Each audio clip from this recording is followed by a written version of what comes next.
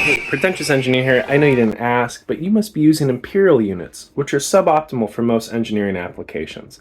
Hey, it's Joe from the future. Bonus content. Did you know that NASA lost a $125 million orbiter into the atmosphere of Mars because of unit conversion? Basically, you had two companies working together.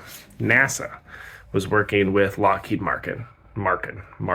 They were working on like a guidance system for how this thing would fly and like scuttle itself into the orbit of Mars, and then it could like circle around Mars, and we could, I don't know, learn stuff about space, I guess. Somewhere along that continuum, NASA was using metric units. Lockheed Martin, being an American company, was using imperial units, and somebody screwed up. This thing went too close to Mars.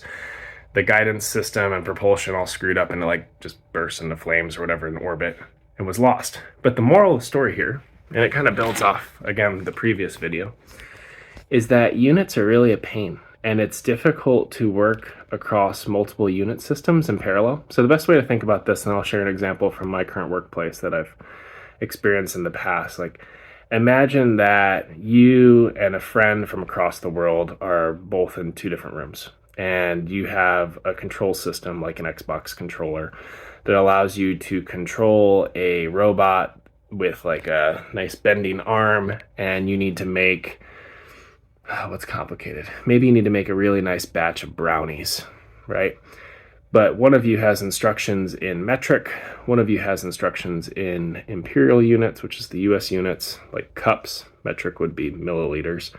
And you have different measuring cups and different things available, but you're controlling a robot remotely. And you're both taking turns following your instructions blindly, building on one another, and trying not to screw up between cups and milliliters. And the question is, are you going to make a great batch of brownies? And you'll probably be fine most of the time, but there's always going to be room for error.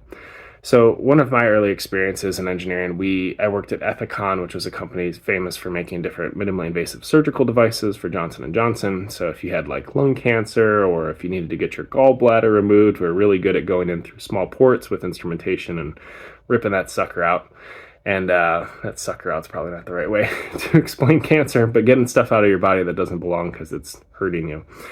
And we were looking at adapting our technology into a robotic interface. And we had another company that was seeded by Google and Johnson & Johnson, technically Alphabet. And the company was called Verb Surgical. And one company was working in metric units. One company was working in a mix of metric and imperial units because different designers preferred different things.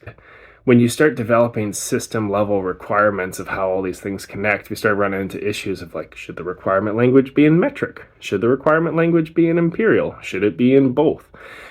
There's just room for so much error across all of that, but it's so difficult to get everyone to standardize because there's different working cultures that you have to break through in order to push to that kind of level of standard.